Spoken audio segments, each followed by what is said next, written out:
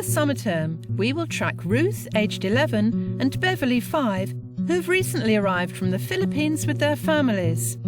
They are starting at a primary school in Shropshire.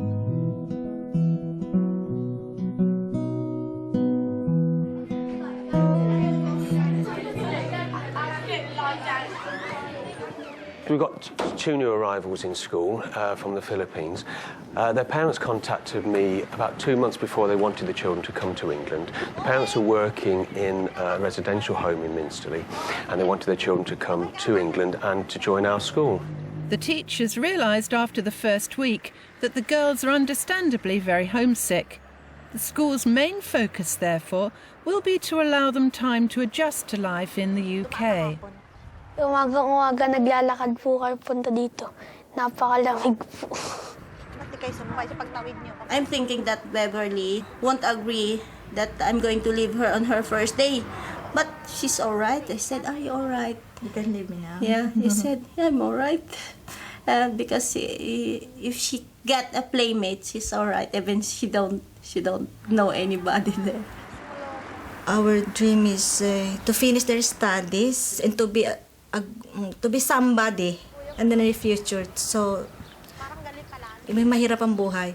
Lahat ng nahirapan na naranasan naming hirap, gusto ko ayaw ko ipadama sa mga anak ko.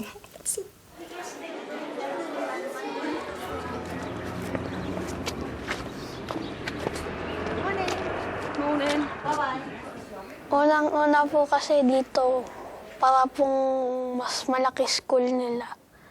Tapos po, mas high-tech po yung ginagamit po nila dito. Tapos po yung mga estudyante dito, unti lang po, mga 25. Ruth's used to classes of up to 50 pupils. The school knows that class size here will allow time for the girls' transition. Now, we're going to go into assembly, and we're going to do this properly.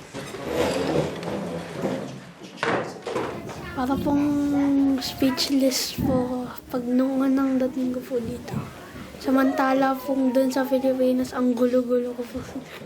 Ruth's arrival has coincided with the SATs, so the schools decided to put her in a Year 5, not a Year 6 class. This should help her settle in and give the school time to assess her level of learning. One of the worries that we might have is that in the children trying to learn English very quickly, they're then getting behind in the level of their learning. So we're trying to make sure they're learning as much as we can in a language that they understand. But what we have found with both of them is that they're both very bright girls, and they're picking things up very, very quickly already in the few days that they've been with us.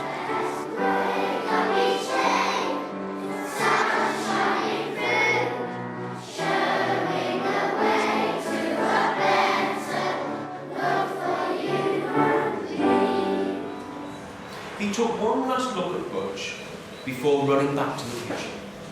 There, instead of going back to his hiding place... Having a go at a hymn is fine, but understanding the moral of a story told in English is obviously more challenging for the girls. But from that time on, Butch never put it... In reception, lessons are not as literacy dependent, so it's a lot easier for Beverly to feel part of the class.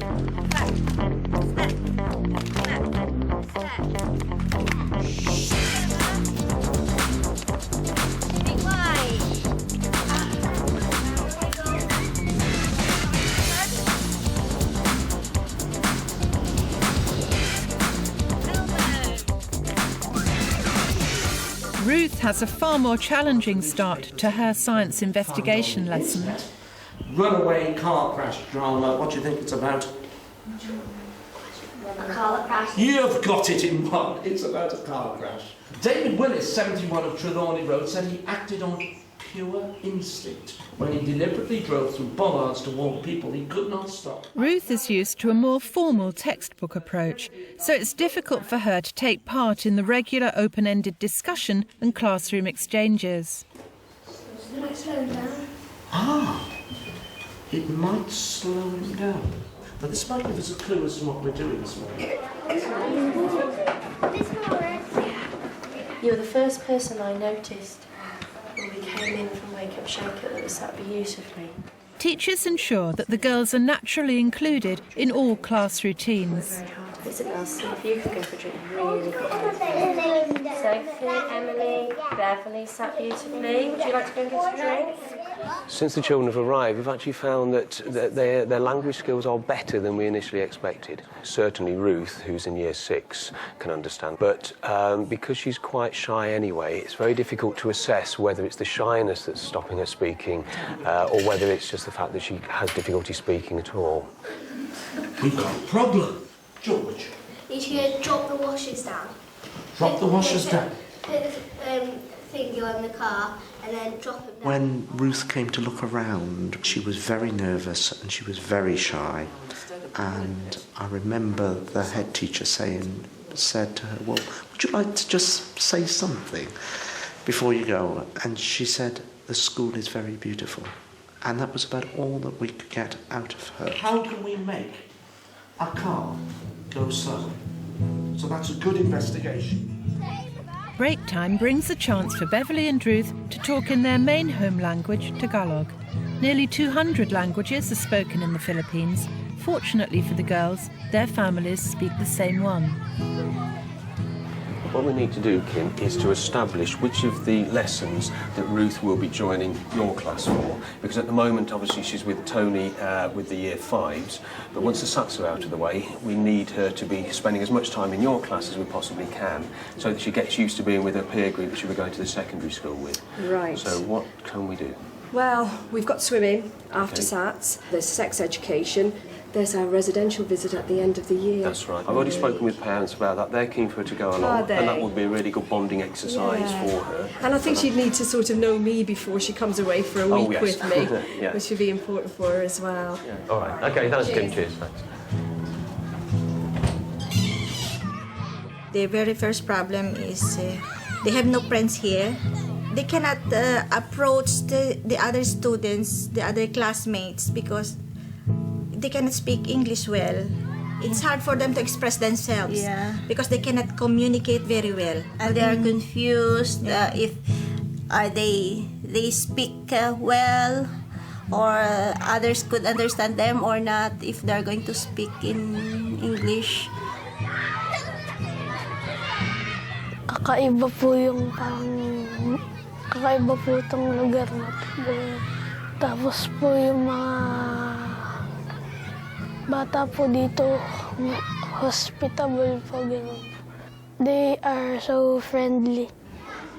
Hello, that's it. Oh, pleased to meet you. Would you like to sign it for me? Certainly. Initially, I contacted the Shropshire Multicultural Development Service and asked for advice and support. And they said that as soon as the children start school, they will be able to come out and perform an assessment with the children just to find out exactly what their levels of English were. So that would be support probably in the class. Marion begins her assessment by sharing some stories in Ruth's home language. Can you read that?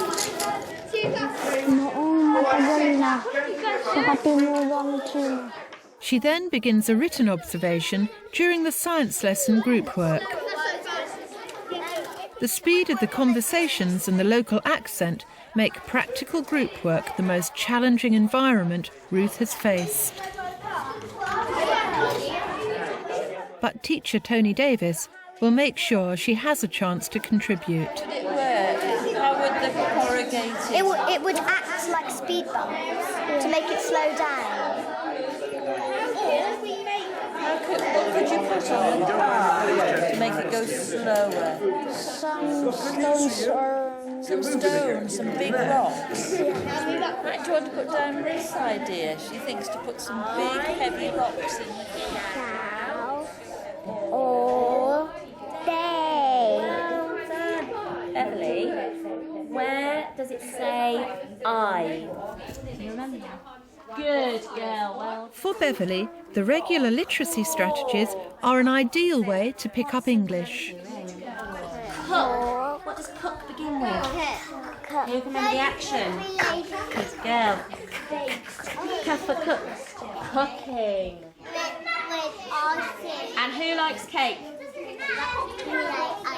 You like icing. Do you like cake, Beverly? No. You don't like cake? What do you like? Rice. You like rice? Yeah. So you say, I eat rice. And I'd say, I eat cake. They're both lovely girls, and they're obviously really well settled into the school. I'm really quite amazed, particularly with Beverly in the reception class. Alex.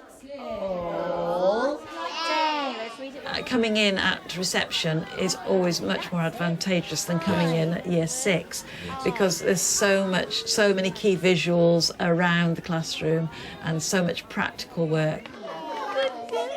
Ruth actually said quite a compound sentence to me about science in the Philippines, that she hasn't experienced practical work in a group like that very much, but they had done some experiments, mostly with electronics was her actual phrase. But what I liked was both children are working in groups with pupils who can provide an excellent role model of spoken English. They've not been put with the special needs, the lower ability group, which sometimes is the case, and we have to actually actively promote that these children, although they have less oral language, they are intelligent children. They've probably done this curriculum but in their home language. Ruth, you had a very good idea. What was your idea? Big heavy stones to go into the car. It sounds a good idea, doesn't it? It's really good to set up like a home link book where messages can be written down that perhaps the other children will have just had orally, but the children may not have actually understood them correctly. So, with the assessment complete, Marion recommends that a specialist support teacher will come in once a week. Ruth, what else does the ramp do?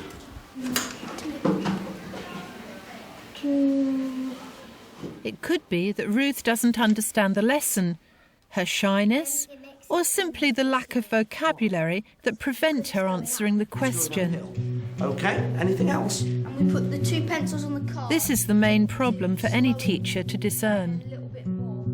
Mas hindi po nakakalito yung mga subject nila.